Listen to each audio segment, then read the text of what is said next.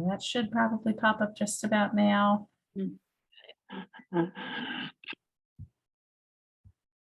Okay, let's go ahead and get started. I'm going to ask everybody to mute if you don't mind, just because that way we're able to minimize background noise.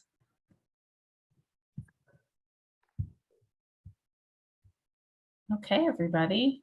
Thank you so much for joining us today. I am really excited about today's Lunch and Learn on falls prevention.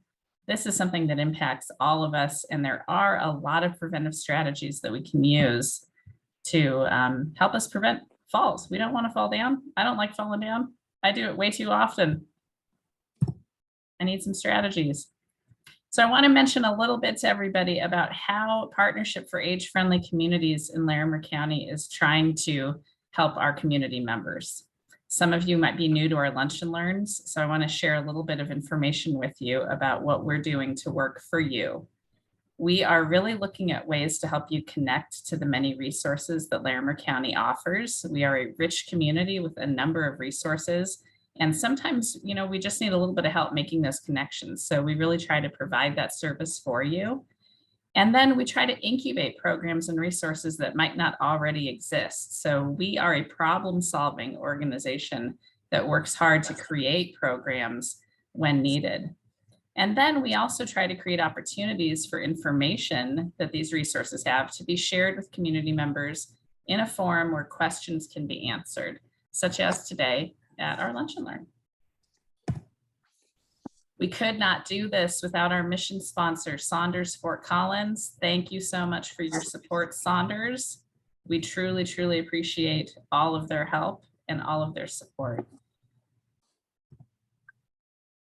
Okay, falls, they happen. And when they happen, they look just like this, right? They're beautiful and orchestrated. No, this is not how my falls look. This is a work of art fall. For me, this is what's a little bit more familiar. I'm usually trying to do too much at once at home. I've got too much in my hands, too much going on, and I'm not always being proactive with my safety. At 45, I have taken a number of tumbles in my house, whether it's because I am not really balancing myself the way that I should. I don't have appropriate footwear on. I'm trying to do exactly what this person in the picture is doing. And I'm sure today that Alison is going to be able to tell me a bunch of other things that I should be doing that I'm not doing. Alison Weston is here today from UCHealth, and she is an injury prevention specialist. And she is going to give us all kinds of very helpful information that will hopefully allow us to not be taking tumbles in the future. So I'm going to go ahead and stop sharing my screen, Alison, so that you can go ahead and share yours. Oh, I love it when it happens just like that. Awesome.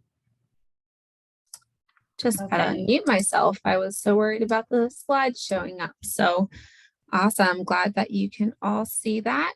And thank you for being here today. I will have the chat open, as well as I love that everyone's picture is up. I'll be able to see all y'all. So if you have any questions, feel free to also raise your hand and I'll try to watch for that. But Carrie, please help me if I'm missing anybody.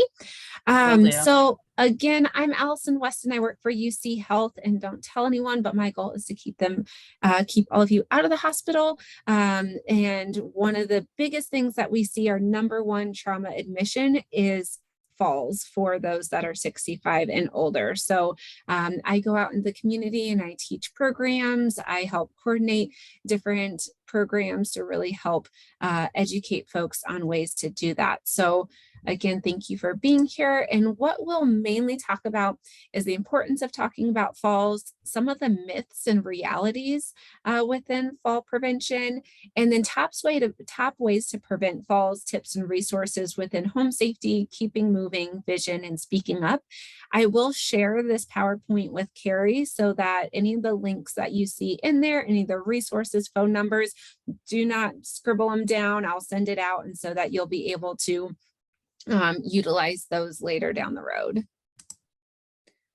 All right, why talk about falls? They're common and they're costly. First and foremost, 1 in 4 adults over the age of 65 fall every year, and that equates to about 36 million falls. Less than half of those falls are actually telling their doctor or their healthcare providers, because there's that stigma, right? If I tell somebody that I fell, I may be seen unfit to live independently. We also see that it's costly. 8 million of those falls need medical attention, or that person ends up limiting activity for at least a day. This 50 billion is just direct medical costs. So hospital, rehab, medications. It doesn't take into account the fact that there's the long-term effects, injuries, disability, dependence, and reduced quality of life. All right, they're also pretty serious. Some days we get lucky and just our egos are hurt, or maybe we're sore for a day. But as we get older, we have more risk factors such as osteoporosis or being on a blood thinner that can make a fall more dangerous. So I know Carrie talked about taking some trips and you know, again, when we're younger, it's not something that we think about as much as we get older. There's that fear factor that goes into it. So 1 out of 5 of those falls are going to be serious, especially that traumatic brain injury and hip fractures. And then falling once actually doubles your chance of falling again. All right, so let's look locally in Colorado. I already told you that falls are our #1 trauma admit within our hospital system. When you look at the number of falls that we have in that map to your left and the cost of our falls, which is to your bottom right, we're about equal to the average nationwide.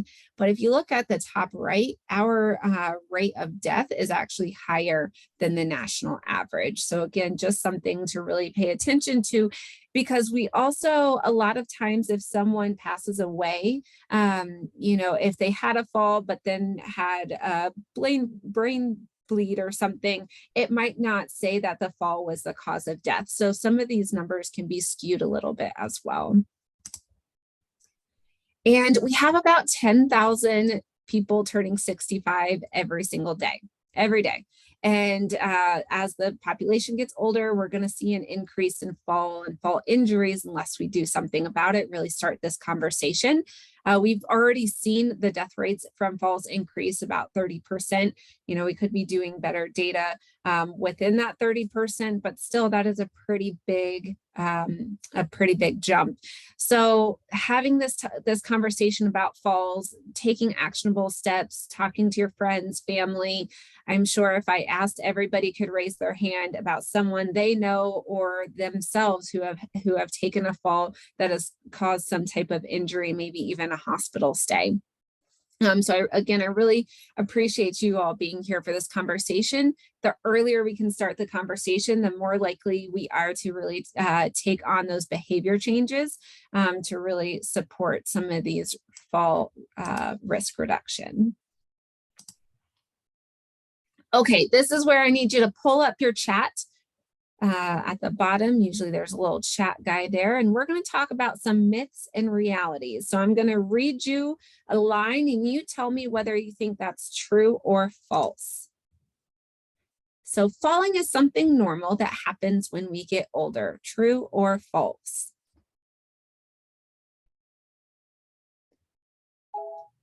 I'm seeing a lot of false pop up in the chat.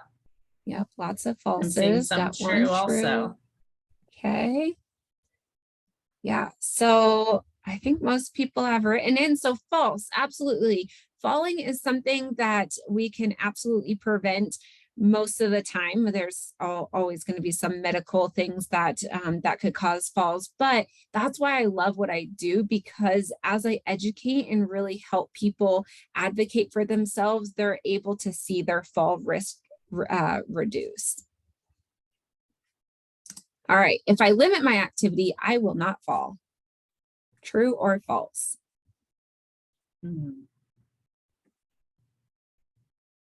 Okay, we're getting some good information in the chat. We're getting a lot of people saying false to this one. Okay, yeah, I've only seen false. So again, that you are correct. If you limit your activity, your muscles are going to actually break down and you won't be able to continue to do the things when you do have to get up and you do have to get out. So actually movement is key to helping reduce your risk. Taking medication can increase my risk of falling, true or false?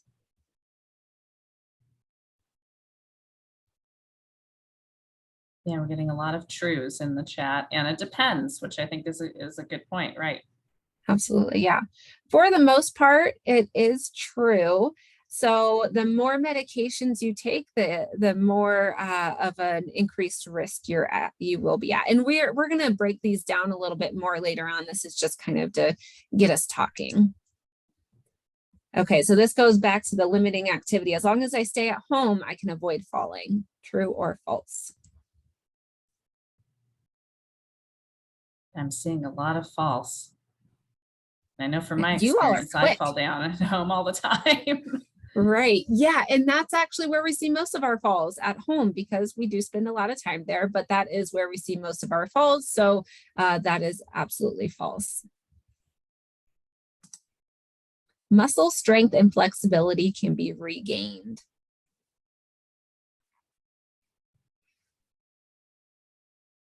Oh, lots of true popping up. Perfect. I'm so glad you all feel that way, because it doesn't matter if you're 5 or 105, there are always ways that you can help increase your muscle strength, flexibility, and balance again. Do not let anybody tell you otherwise. All right, I need to get my vision checked every year.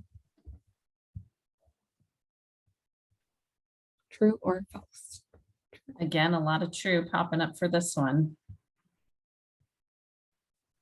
Feels like you all should be teaching me, and you guys have it all down. This is great. So yes, please get your vision checked every year. That's one of those big things that our vision can change a lot quicker. There's some different things that come into play as we get older. Macular degeneration, maybe diabetic retinopathy. There's just some things, and the quicker you catch them, the better. How about this one? Using a walker or cane will make me more dependent.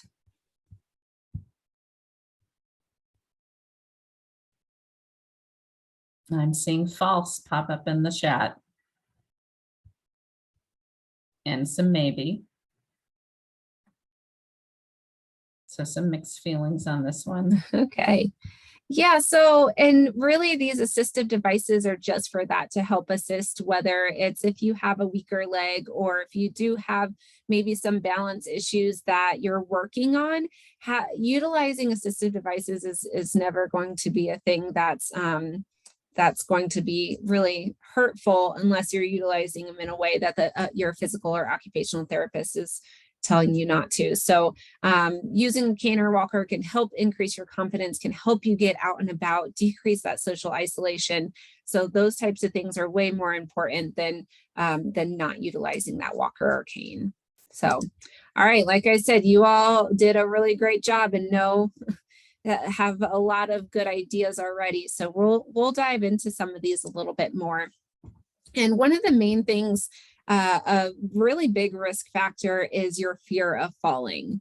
So dig down deep. Is that one of the things that is keeping you from being out and about? Is it something that's keeping you from doing what you really want to be doing? And whether you've had a fall or just that fear of falling can make you less active, which then decreases that muscle strength and balance, which then actually does increase your risk of falling. So that's where that fear creates this fall cycle. And again, my goal is to help build that confidence, that education, that knowledge, to help you feel like you can go backwards. You're going to decrease that fear, increase that knowledge, and then increase those muscle and strengths, increase that activity to really help you get out and about, because social isolation and depression really is also another risk factor. The falls are so multifactorial. Pretty much if you're hitting everything that helps prevent falls, it's going to help you in a lot of other ways within your life as well to stay healthy and active. All right, so we talked about this. Falls are preventable. These are the 4 main things that we're going to talk about. There's a lot of other smaller things that we can do, but we're going to kind of go in a backwards order here. So we're going to talk about making your home safer, keep moving, checking your eyes, and then we're going to talk about speaking up. In the CDC study program, if you know anybody who talks to adults over the age of 65 on a professional platform, the CDC study program is amazing. Whether they're pharmacists or healthcare providers, they have whole toolkits for in-hospital clinics, physical therapists, occupational therapists, just really great opportunities to be able to support our older than 65 community. Okay, so how can we make our home safer? All right, I need your chat again. Where do you think most of our falls happen within our home? I can't wait for it to warm up. If you had to guess, where do you think most of your falls or someone's falls would be? So Lori said maybe the bathroom, Mm-hmm. throw rugs, Bathroom. bathroom. Mhm. Yes, throw rugs are huge. Mine, I've tripped up on my stairs more than once. Yeah, Another stairs. person's bathroom. All right, so it looks like the chat's slowing down a little bit. So actually most of our falls are going to happen in our living room. That's where we spend most of our time, right? So in that living family room area. So that's where we see most of our falls, but we might not see the most of our injuries in the falls within our living room. So I think that's where we often think of our bathroom. Garage and outdoors are next. And this is one thing our trauma director says is we see so many people coming in from falls off a ladder, and it doesn't matter the age, right? So if you don't have to get up on a ladder, I don't recommend it. Have a professional do it. Then our bedroom at night, maybe you're getting up, maybe there's clutter, maybe the lights are off. Our kitchen, we're always busy in the kitchen, turning, reaching up high. Those types of things can cause dizziness. Our stairs and steps, maybe if you're miscounting them. And then actually bathroom is last. Again, this is where you may see that you're seeing more injuries just because it's smaller and harder surfaces, but it is not where most of our falls are actually happening. All right, so what are some action items? Carrie, I'll let you answer that, chat. Some of the action items that you can do to help make your home safer. So first and foremost, I always recommend setting up an appointment with an occupational therapist who can come in and do a home safety assessment. And I know that's kind of a scary home safety assessment, or you call it a home safety check. Just to really have someone else put eyes on your home to make it safer. Their goal is for you to be able to age in place and stay where you're at, because uprooting you and moving you to a new place is not going to be the easiest or greatest thing to do, because that's putting you in a whole new environment. If we can remove throw rugs, add grab bars, add lighting, help with visual things within the kitchen, those are much easier changes for someone than, again, uprooting them into a whole new place. And then again, ask for help. It's so hard to do, but can be so life-changing to really ask for help. And those resources on the right are some of the ways that you can ask for help. So a little help.org has places where you can put different maybe chores you need help with or things, and they'll find someone, connect you with someone. Volunteers of America Handy Person program. So if you know you need grab bars and you can't afford someone to come in and do it, you purchase the grab bar and they'll come in and actually put the grab bars in for you. And this is where occupational therapist is great, because they also know the resources in the community to be able to say, hey, they need grab bars. Let me connect you with Volunteers of America, and they'll be able to talk about where to put the grab bars. Often fire departments can help with smoke alarm, battery checks, lockbox programs, again, ways that you don't have to get on a ladder. And then this link will be sent to you. And so that's just a home safety checklist if you want to start off on your own and look at the different areas within your home.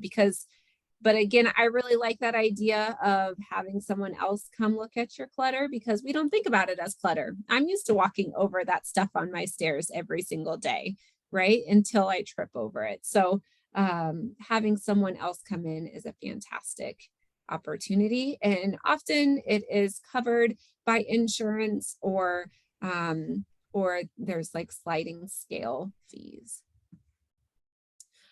So the lockbox program is, and it's depending on the community that you live in. I know in Loveland, it's through the police department actually. And if they're doing like a welfare check, instead of breaking down the door, there's a lockbox that you can get and only they know the code to it. And so they're able to get into your home that way. Poudre Fire Authority has something similar up here in Fort Collins. Usually they just have that more for someone who's just come home from surgery or something. So they don't give it out as freely as Loveland does. But I do see that as something that's been growing within our communities. Great question. Any other questions about either our resources or some of our action items?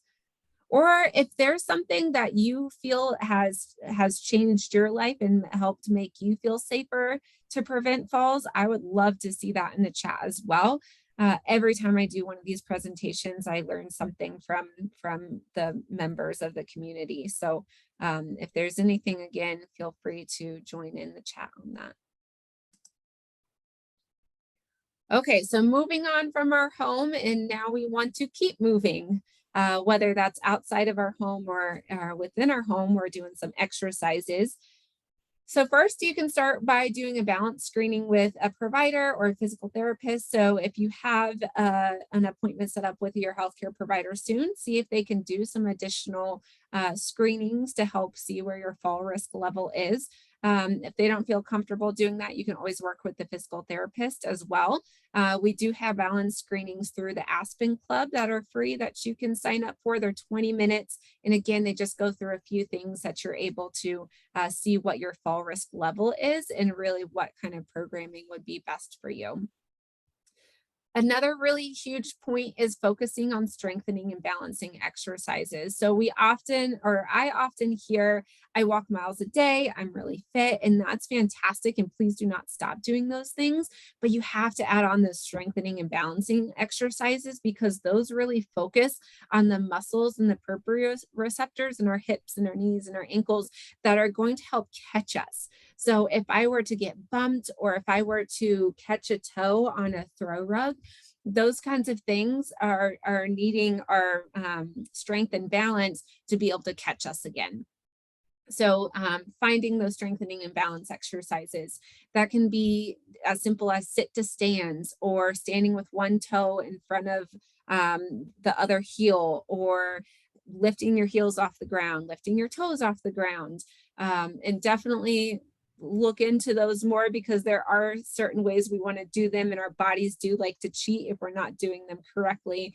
But it really is not a huge addition to your day to do some of these strengthening and balancing exercises.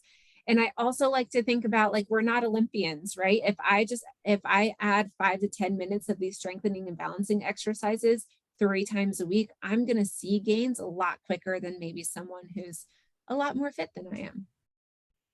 Some other opportunities, Tai Chi is great to help with that balance and that flow. Same with yoga. Stepping On is one of the classes that I teach, and that has a lot of these kind of informational group discussions, but also has those strength and balancing exercises within it. And then Imbalance is another class that a lot of the senior centers were in the past putting on. And then also working with a personal trainer could be a good opportunity. Does anybody remember the no pain, no gain kind of mentality? Yeah, that is no longer the case, right? If you are feeling pain, that is not good. You want to either work with a therapist, stop what you're doing exercise-wise, and see if there's somebody that can help support you with that. If you're looking to find any of these types of classes, programs, senior centers, a lot of times you can find them on YouTube. Silver Sneakers is a good opportunity if you have that through your insurance. I talked about the balance screenings. Nimble is a new app, and this is really, I think, for someone who is on that lower fall risk level because you want to be safe within your home. But it's an app that you can download, and it adds a cognitive piece to it. So while you're working on your balance, they're also working on a cognitive addition. So it's two birds, one stone. And then if you are just getting started with exercises, the National Institute on Healthy Aging has some really great resources to make sure that you are adding exercise into your life in a safe way. Okay, did I miss one? No. All right. Some other things that you can do is assisted devices. We talked a little bit about this earlier, but some of the things that if we're going out and about and it's snowing or we're on grass or gravel, there's only so much we can do personally. So adding those assistive devices can really be helpful. Walking sticks, so that picture to the top left, are a fantastic addition if you're going to be in a crowded area. It's nighttime, you're on something that's not as sturdy, such as the gravel or slopes, and if you don't want to use a cane. So it really helps take a lot of pressure off of your joints as well, and can add some cardio and upper body workout in there if you're looking for that. So and a lot of times walking sticks can go really small that you can put in a backpack or keep in the trunk of your car. And you're like, oh, I am not as comfortable here as I thought it was going to be, or it's darker than I thought it was going to be. Let me get out my walking stick so I can feel a little bit more comfortable while I'm walking around. The biggest thing that you'll see here, these lovely folks are having a nice 90-degree bend in their elbow. And we want to make sure that we're walking with that 90-degree bend, and we're walking with a normal gait of an opposite arm, opposite leg. Crampons are another great addition for you. Those are the picture to the top right there. So Yak Tracks, you might have heard of them. They're $20-ish around Amazon, Jack's, Dick's Sporting Goods. And that can be really help if you are on snow to help cramp on or kind of grab onto that snow so you slip less. I will say the caveat for those are they increase your fall risk if you're on tile or wood because they are a little bit slippery. So make sure you are taking them off if you're going to be indoors. You also, another kind of like crampon for your cane is this bottom picture here. And you can actually lift and lower that over the cane tip, and that can help add traction for your cane. And then a lot of walking sticks, you can take the rubber piece off and there's a metal piece within that so that you're able to have that extra traction if you're using a walking stick instead. If you are going to use a cane or a walker, make sure it is properly fit to you.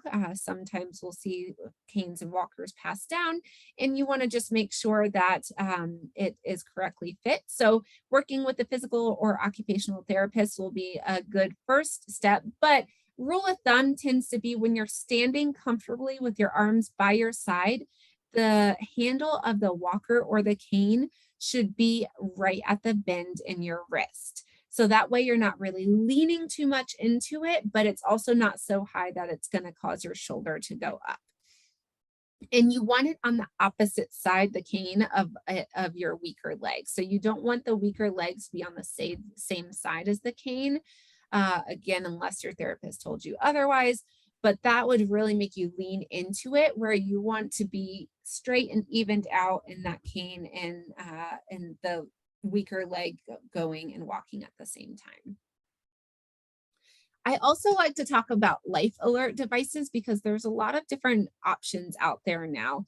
There used to be a lot of just the ones that were tied to a landline and you really couldn't leave the house and for it to work. And now there's so many other things, ones that are GPS, there's watches such as Fitbit and Apple Watches where it can even detect a fall.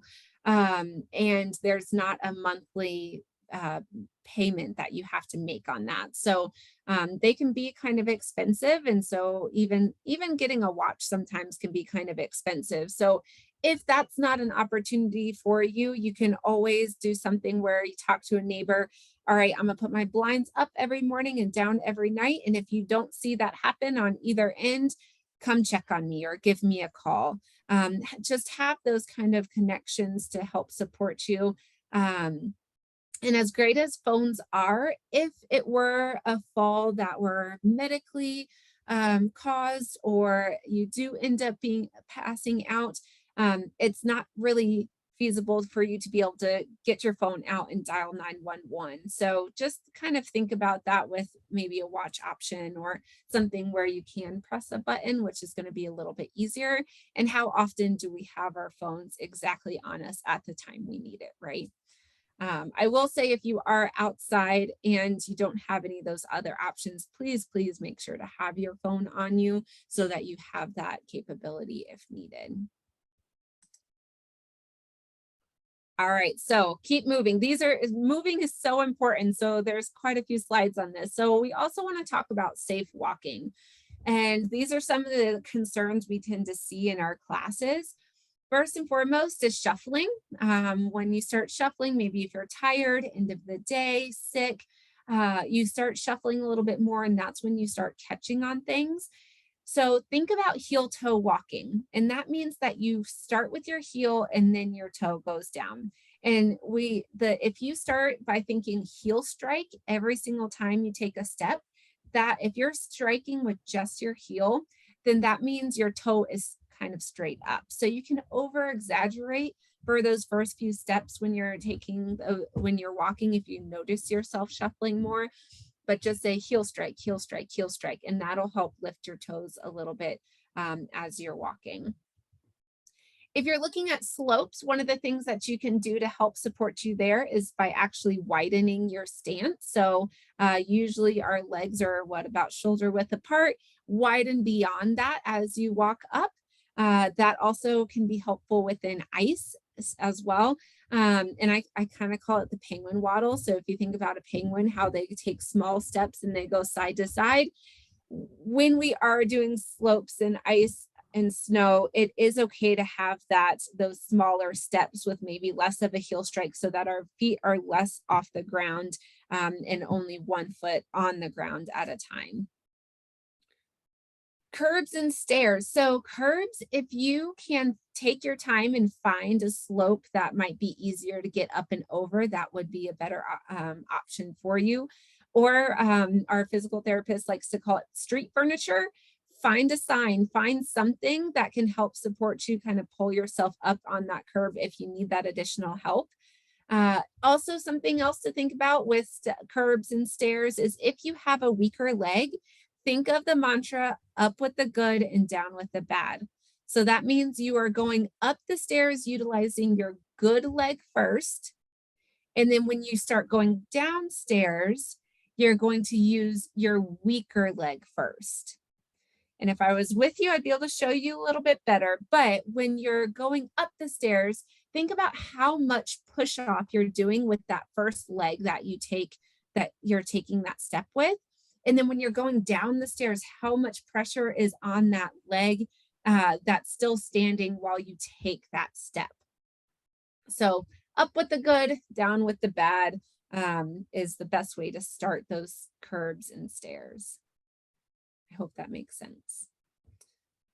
Again, take your time. One of the things we tend to see is people rushing, they're not paying attention and not taking the time to, again, go to that crosswalk, go to that slope, go somewhere that's a little bit safer for you to walk just because we want to get to where we're going. All right. And doesn't matter your age. We all, I feel like that's something we all have an issue with. It just, again, becomes more dangerous as we get older if that fall does occur.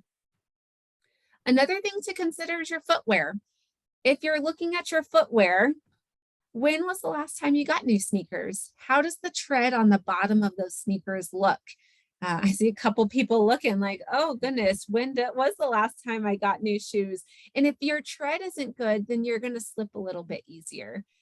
Closed heel, closed toe is going to be the best option. Again, less room for you to kind of trip on something. And if you have an open heel, you're more likely to shuffle. And you want it tight with good support. So having that good support is key as well. Not only are you looking at your shoes that you're wearing, but also look at your slippers. I know those are a big culprit for causing some trips and slips because we think about comfort over practicability, and that practicalness of the closed heel, closed toe, checking that tread is really important. All right. So that's our keep moving. Any questions or insight on that from our group? I appreciate what you said about slippers because most of my falls in my home have occurred when I'm wearing my comfortable slippers that I've got them on now. As I'm looking at them, they don't have great tread, and I really should not be going up and down stairs carrying laundry baskets in these slippers. So lesson learned. Thank you. And it's not things we tend to think about too often, right? It's just something and that's why I like to think about it a little bit earlier so that we're willing to make those behavior changes, and we can make those changes at a point where then it's just normal for us. Okay, we're making sure we're looking at our tread, we're wearing safe slippers, we're maybe spending a few extra dollars to make sure those slippers are appropriate. Cool. Okay. So check your vision. This is a pretty simple and easy one. So get it checked every year. Replace your eyeglasses. Be really mindful of bifocals. So most people are used to looking up and down and seeing that change, but it can really throw you off with those curves and those stairs. And then make sure you have clean eyeglasses. That's also very key. Sometimes you'll look at them and say, "Oh goodness, there's smudges on there. No wonder I can't see as well." There are some really fantastic resources out there. Insight Skills Center is a nonprofit that deals with just low vision. They have occupational therapists who can come into your home and chat with you about ways to make your home safer if you are losing your vision. There's so many things. Melody with Insight, she always talks about, it used to be, they're going blind, there's nothing we can do about it. But really, there's so many cool things and gadgets that they have that you can do to help you be able to get around and do the things that you want to be doing. And same with disabled resources. They have some great opportunities for folks with low vision as well. Okay. Speaking up, this is where I really need you all to start having the conversation. Falls are not sexy, right? It's not something that we tend to talk about often. But most of us, again, have had a fall or know someone who have had a fall, and it can be really detrimental. So if we're having the conversation, we're talking to our friends and family about them, then maybe there's ways that you can work together to help prevent those falls. So whether it's maybe doing an exercise class together, or having the conversation if you are going to a friend's or family's house, hey, that dog runs in front of me every single time I get here or jumps on me. Is there a way that we can keep them outside just until I get in and get settled? Or, I love playing with the grandkids, but their Legos are always everywhere. Is there a way that we can keep things just kind of out of the way while I'm over at the house? I think I have asked for help on like 3 slides. It's one of the hardest things that we do, but asking for help is so key. If there's something high up that you can't reach often and don't want to use a ladder, calling senior access points, Office on Aging, these are really great places, again, that have good resources to help you if there are things that you feel you are no longer comfortable doing. And then supporting each other at appointments. We'll talk a little bit more about talking to healthcare providers in a second, but having someone there with you who can help navigate questions and help really understand what your healthcare provider is doing and saying really just gives that extra bit of being able to advocate for yourself within those appointments. And with the resources, I talked about Senior Access Point and Office on Aging. Vitals app is a new program with UCHealth EMS and the Fort Collins Police Services. I do believe it's only in Fort Collins, but it is it's like it says, it's a real-time digital medical ID, and it can be really helpful for those who may have dementia or other cognitive impairment. So that is just an app that you download. There's different levels. I think there is a free version, but then there are different levels of paid versions as well. All right, so speak up to your healthcare providers. And we have a lot of healthcare providers out there, maybe not just our regular doc, but maybe there's a PA, or if you don't go to the emergency department or urgent care. I got the opportunity to just do a training on ageism, and a lot of healthcare providers just think as you get older, you're gonna be in pain, and maybe, and she was saying, maybe you have some more aches and soreness, but pain is not something that you should really have to be living with. And so really advocating for yourself, bringing people along to help advocate for you is key, and having that extra time.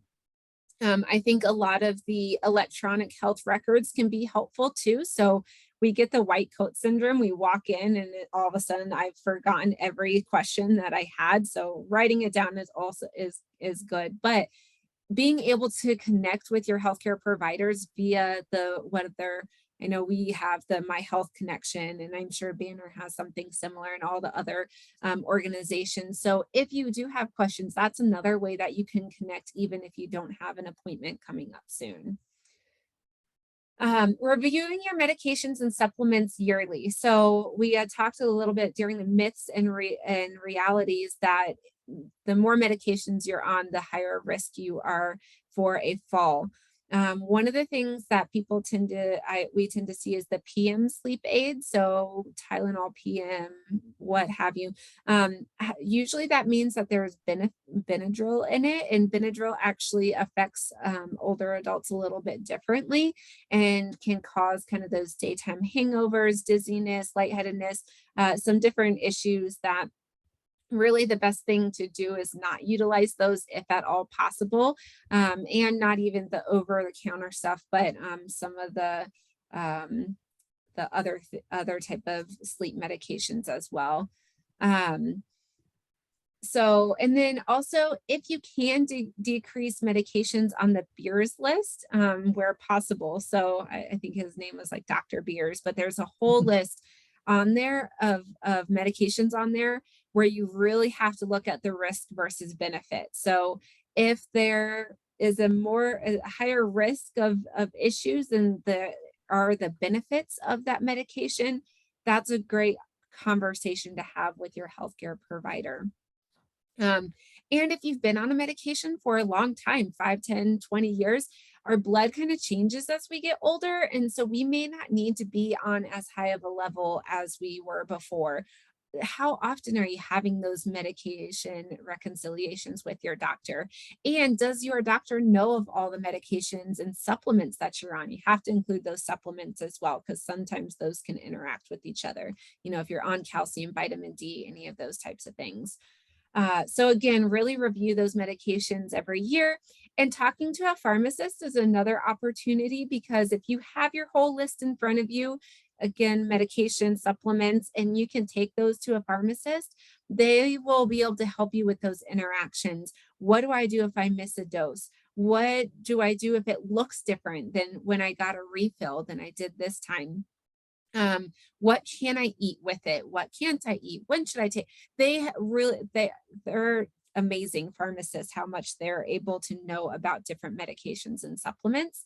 The Aspen Club does offer free medication reviews with a pharmacist as well. If you're not sure what pharmacist to reach out to, you know, whether it's King Super, Safeway, a lot of people get their medications online now, and sometimes they'll have a phone line that you can call and walk through your medications with.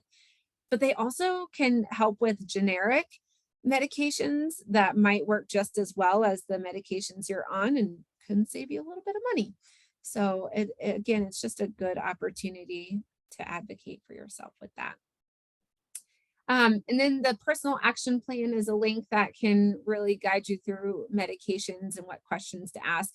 And then the file of life is something that you can have. It's paper, and you can just have your list out of medications. And a lot of times if fire and EMS is coming to your home, they're going to look for that. So if you have that, if you have a DNR, if you have advanced care planning, any of those things, keep them all in one place, and close to the fridge if possible is usually where they start looking for those things. But that's a great opportunity to help people know what's going on if they do have to come to you.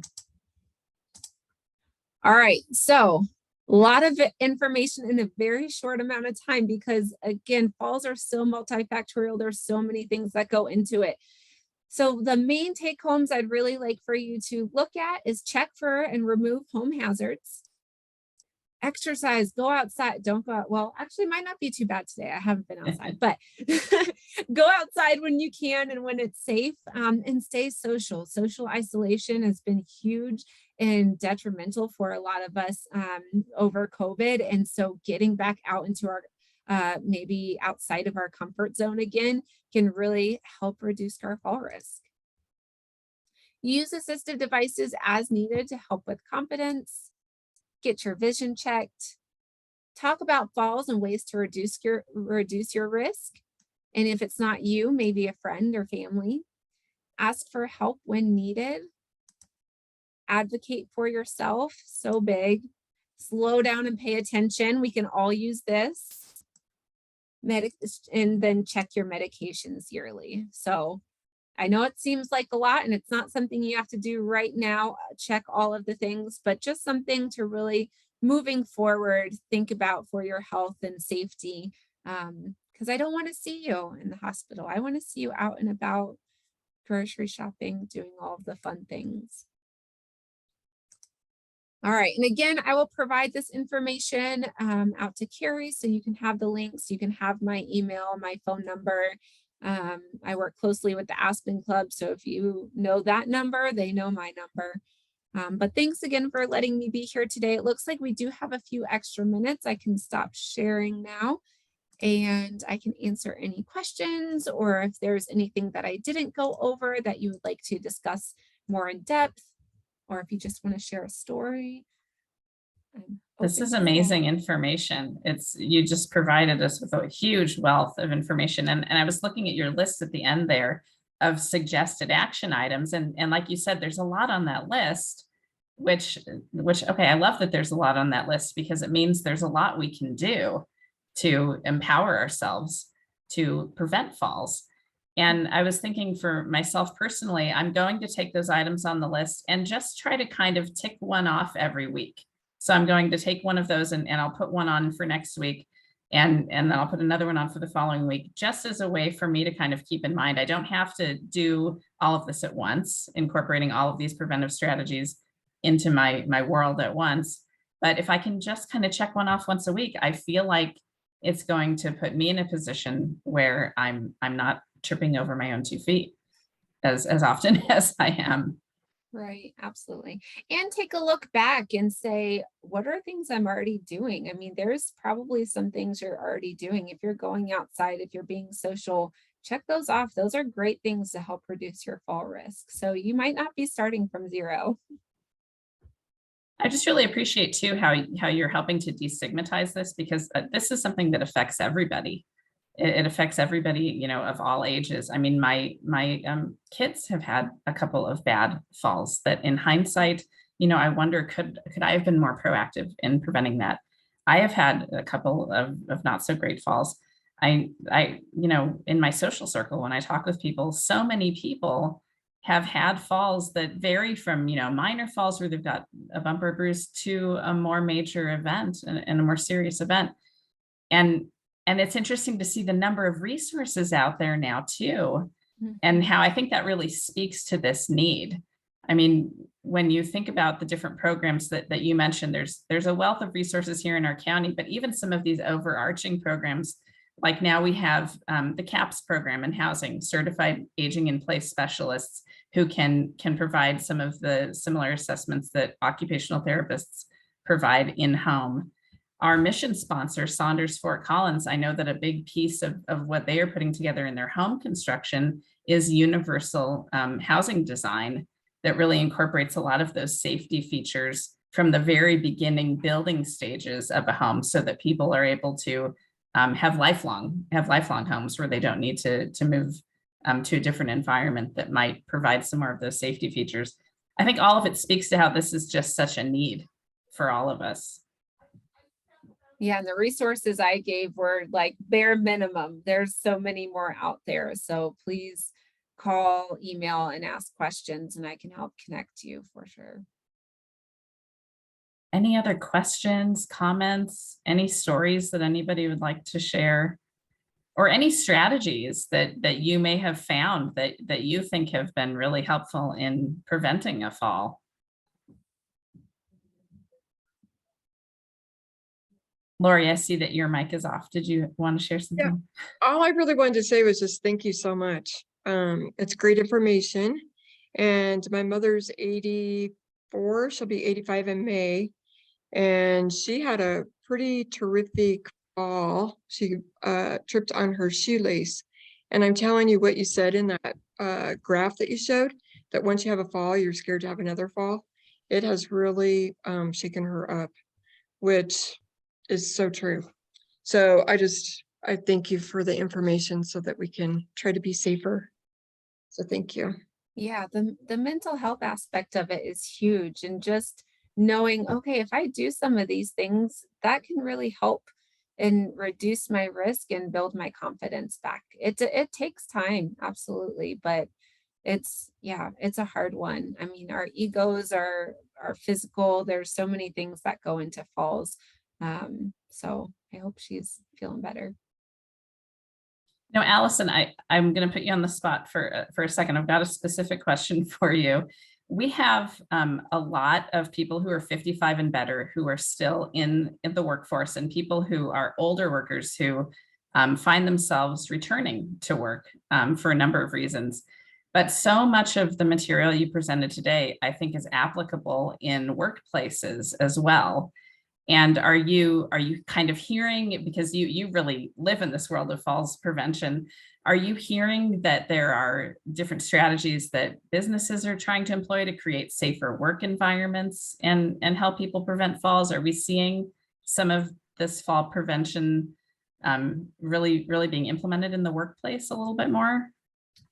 I have not heard or seen anything of those sorts. That would be a fantastic idea, to think more just ADA compliant in general, right? But I haven't heard of that. And a lot of what we see are the 80s, 90s in our classes. So what I would love to see is more of those 50, 60, 70-year-olds coming and learning these ways to prevent falls in the future, right? I mean, I want all ages to come, and I love the thought of grandkids, kids, everybody learning together, so that we're focusing and we're really able to bring everybody in within these. And it's not me being scared to say something to somebody, or anything to really help reduce those risks. So I have not heard of anything, but again, we tend to deal with the 80, 90 year olds a little bit more than the 50s, 60s. It's going to be interesting to see how all of that evolves. I'm so grateful that you were able to be here with us today. And I want to let you know that there are a number of ways that you all who are watching today and participating today can help us serve you. If this is something that was helpful to you, we'd really love to have you get more involved with PAFC. You can sign up to volunteer with us at pafclarimer.org. We are always accepting new volunteers, and believe me, we've got a spot for you. If you have an interest, we are able to find a spot for you in one of our programs and initiatives that we are working on. I'd be happy to chat with you about that more. You also can make a contribution to our organization if you're so inclined via the Community First Foundation. I've put that link here, and that's something that I can put in the chat as well. So if that is something that anybody is interested in to participate a little bit more, please reach out to us. And Allison, I just really want to thank you so much for being here today. Really, truly appreciate you. Thank you so much. And thank you all. And hopefully we'll get to connect in a class or something at some point. Absolutely. Thank you so much. Please feel free to email and reach out if you've got any additional questions as well, everybody. Oh, I do see some people typing in the chat, so I'm going to keep it open. A lot of people are saying that they're just so thankful. Awesome. Thanks. Some people had to leave a little bit early, but we do have this being recorded, so we will be able to present that recording in the future on our YouTube channel. Should take us about 48 hours to get it up there. And then that link will be a shareable link. So everybody will be able to share that information with friends and family, anybody that you think might benefit from the information that was provided today, as soon as that link is ready. And again, please don't be shy about reaching out with questions. I think it's really important that we continue to have open dialogue about this topic. This is something that affects everybody of every age. So let's talk about it and let's prevent falls together. There's that link in the chat in case anybody is so inclined to give to PAFC. And I'm wishing everybody a safe and wonderful weekend. Allison, thank you so much. Yep. Have a good one, everyone. Bye. Bye. Thank you.